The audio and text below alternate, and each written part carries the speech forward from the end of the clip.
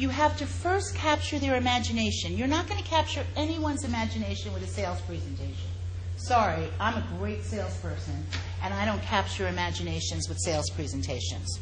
I capture imaginations with stories about satisfied clients who bought something from me and loved it, and here's why, and all of that. But it cannot be manipulative. Like, I learned how to sell at IBM and Xerox, two little companies you may have heard of. And they taught me, you ask people, you qualify your customer to find out what they really need, so that you can steer your whole sales presentation to manipulate them and hit their hot buttons and say what they want you to say. That's not the way charismatic people build a brand. And let me tell you something else. When you're charismatic and compelling, you never have to sell again. You will never use a regular conventional sales presentation again. You will go through the features and the benefits and things like that. Nothing wrong with that, because their left brain is still waiting to hear the 5 results. I go left brain. I'm left-handed. I'm all backwards. Your left brain will want to hear the 5 results, the 6 benefits. So your right brain has to first get a good feeling. But you can't sell anything based on just a feeling. I'm not going to buy anything from you until I know, why should I get this?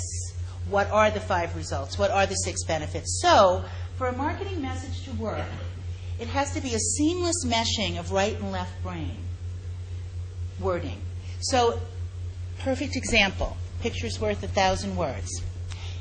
I teach people in my programs how to write sound bites. This is what I do professionally for you if you hire me to brand you. I come up with sentences that are half right brain and half left brain, and your clients never know what hit them. So, here is a great example of a sound bite. I will read this to you because you probably can't all see it. It says, this is an ad. I did not write it, but I think it is so clever. Unpolished shoes are the open fly of footwear. Unpolished shoes are the open fly of footwear. Great soundbite. Captures the imagination. Makes its point. Very few words used. This is good branding. This is for Kiwi Shoe Polish. On the back of this, a teddy bear company, made to be loved for a lifetime. Yes, exactly. That's what they want you to say. So there you go. So there are some clever sound bites, but let me go back to my, before I run out of time. I got into my workshop mode here instead of my keynote speaker mode, so getting a little bit of everything here tonight. All right, let's go back to the 8 elements of charisma. So I have to give some credit to 2 colleagues here. Paula Swanson, raise your hand, and Holly Howden were 2 graduates of my 6-week branding intensive last summer. And they came to me after it was done, and they said, Ellen, we want to take all of your intellectual property around charisma, presence, branding, and put it in a tool, a self-assessment tool. So you can actually go on my website, brandedwithcharisma.com, and take the Charisma Challenge. And they have actually taken all of my stuff with my help and created a self-assessment test you can take to see how charismatic you are. And if you want coaching in that afterwards, see them, because they're terrific at it. So anyway, these are the 8 elements of charisma. I'll run through them quickly. And these are the things that are going to make your clients beat a path to your door to work with you. Cultivating likability. Likability is so important. Let me give you the 4 keys to likability. You might want to write these down. There's a book called The Likability Factor by Tim Sanders. He's one of the founders of Yahoo, one of the early people at Yahoo. Great book. But you don't even have to read it, because I'll tell you the 4 keys right now. Friendliness, relevance, empathy, and realness. Those are your 4 keys to likability. Friendliness, relevance, empathy, and realness. I can't say enough about those 4 elements. If we were in a program together, I would dissect what I mean by each one. But I think they're somewhat self-explanatory. Having self-awareness, managing your state of mind. Can't say enough about this. I don't know about you, but as an entrepreneur, I have had moments where I've gone to my phone to check and see if I still had a dial tone, because nobody called me for 3 days. So, and I've been in business 22 years, and I actually have a very successful business. But the life of an entrepreneur is a bit manic-depressive sometimes. It's, you know, when you're hot, and when you're not, you're not. We all know that if you've been an entrepreneur for any length of time. It's hard to keep that steady little line going. It's either like sky high or not so great. So managing your state of mind is really important.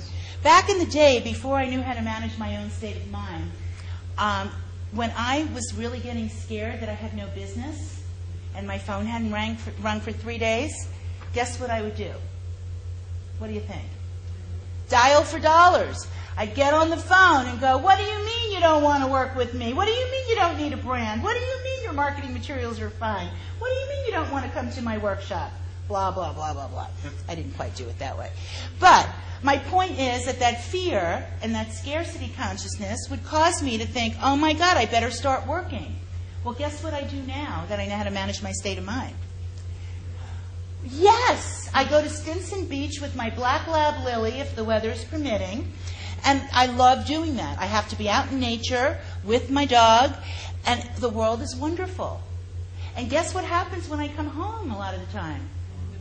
My phone's ringing off the hook. I've got emails up the yin-yang. I want to come see you. We're ready to move forward on your project, blah, blah, blah. It really works. Do not dial for dollars when you're in a low state of mind. Nobody's going to do business with you anyway, and you're going to piss off a lot of people who will never do business with you again. When you're in a low state of mind, do whatever you can to elevate that state of mind. Whatever floats your boat, go out and do it. You have my permission. Okay? Think of me the next time you're in a low state of mind. No, I'm just kidding. Think of me when you're in a high state of mind. Okay, artfully communicating. We covered this once. Using sound bites that communicate to both sides of the brain simultaneously. So that when you say to somebody, what matters to me most, that's kind of a right brain feeling type of lead-in. You want to finish that up with a really compelling benefit. People won't know what hit them. Okay, there's a lot more to this. If you go to my website, there's some articles about this. You can go and read more about it. Rapport building. Rapport building, can't say enough about it. When you're out of rapport, drop everything. You can't sell into bad rapport. Leave. Get yourself another appointment. Say all of a sudden you're sick, or you just got a call from your kid. You got to go pick them up at school. Whatever, but do not try to sell into a bad frame of mind from another person or no rapport. Rapport, I can go on and on for hours about rapport. Tony Robbins says truth is the best rapport builder. NLP guy over here, I totally believe it. Yes? Yeah, thank you. That was because if my talk was longer, thank you, I will tell you. Because I have Tiger Woods there, because part of building rapport is being congruent. And you could speak a lot to that as an NLP practitioner. But being congruent is when your words match your physiology and you walk your talk. And I believe Tiger Woods, I have him in there right now from another talk. This is a recycled handout. Thank you for noticing. But Tiger Woods is in there because of his incongruence. He's an example of incongruence. From a sparkly, squeaky clean golden boy who could do no wrong to doing wrong.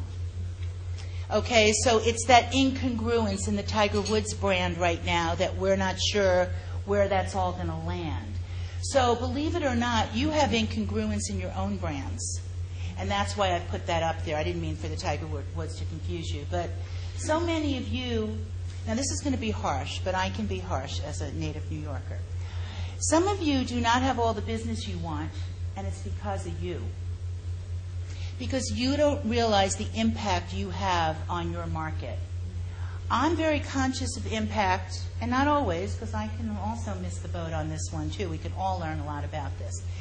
But when I'd be at a networking event, it still happens. I'm so tall. I'm 6 feet tall, barefoot. So if I meet a guy in particular at a networking event, I'm more comfortable if we're both seated. Because I'm conscious of my impact.